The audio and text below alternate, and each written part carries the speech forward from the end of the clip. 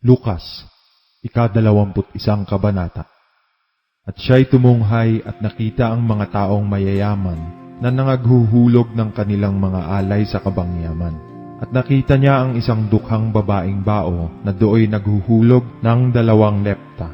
At sinabi niya, sa katotohanay sinasabi ko sa inyo, ang dukhang babaeng baong ito ay naghulog ng higit kaysa kanilang lahat, sapagkat ang lahat ng mga yaon ay nangaghulog sa mga alay nang sa kanila'y labis, datapwat siya sa kanyang kasalatan ay inihulog ang buong kanyang ikabubuhay na nasa kanya. At samantalang sinasalita ng ilan ang tungkol sa templo, kung paanong ito'y pinalamutihan ng magagandang bato at mga hain, ay kanyang sinabi, tungkol sa mga bagay na ito na inyong nakikita, ay darating ang mga araw na walang maiiwan ditong isang bato sa ibabaw ng kapwa bato na hindi ibabagsak. At kanilang itinanong sa kanya na sinasabi, Guro, kailan nga mangyayari ang mga bagay na ito?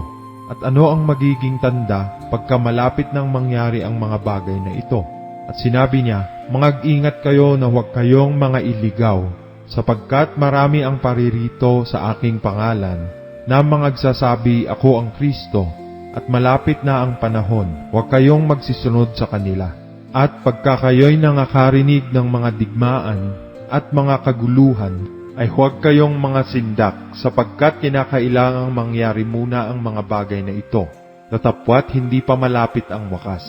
Nang magkagayoy sinabi niya sa kanila, magtitindig ang isang bansa laban sa bansa, at ang isang kaharian laban sa kaharian. At magkakaroon ng malalakas na lindol at sa iba't ibang dako ay magkakagutom at magkakasalot at magkakaroon ng mga bagay na kakilakilabot at ng mga dakilang tanda mula sa langit.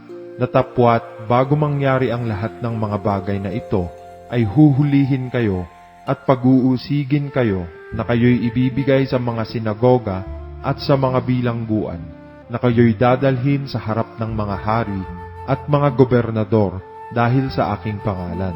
Ito'y magiging patotoo sa inyo.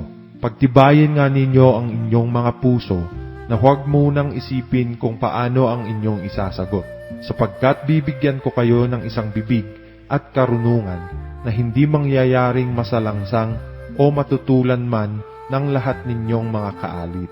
Datapwat kayo'y ibibigay ng kahit mga magulang at mga kapatid at mga kamag-anak at mga kaibigan, at ipapapatay nila ang iba sa inyo. At kayo'y kapupuotan ng lahat ng mga tao dahil sa aking pangalan, at hindi mawawala kahit isang buhok ng inyong ulo. Sa inyong pagtitiis ay maipagwawagi ninyo ang inyong mga kaluluwa.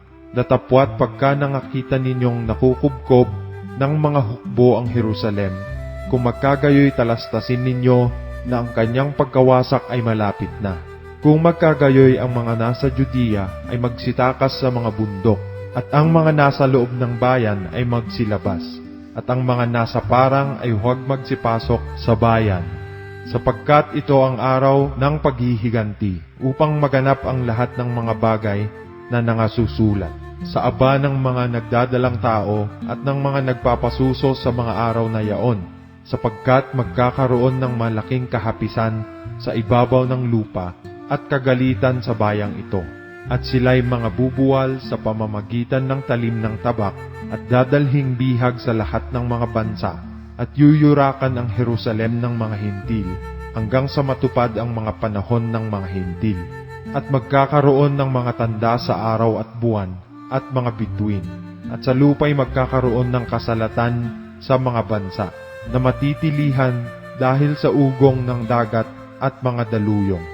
Magsisipang lupaypay ang mga tao dahil sa takot at dahil sa paghihintay ng mga bagay na darating sa ibabaw ng sanglibutan.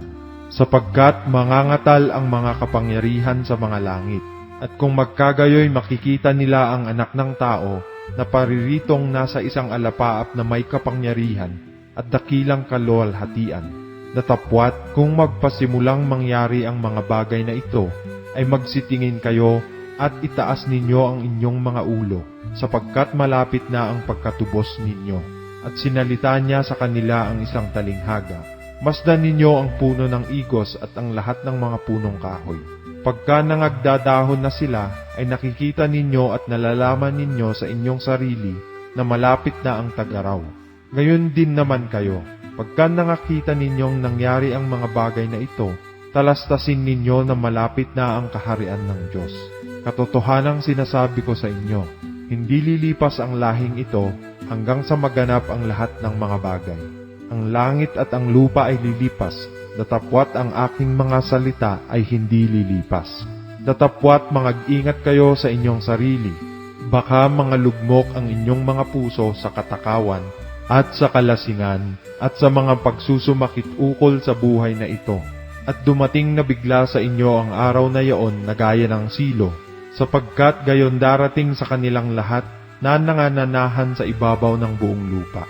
Datapwat mangagpuyat kayo sa bawat panahon, na mangagsidaing upang kamtin ninyo ang makatakas sa lahat ng mga bagay na ito na mangyayari at upang makatayo kayo sa harapan ng anak ng tao.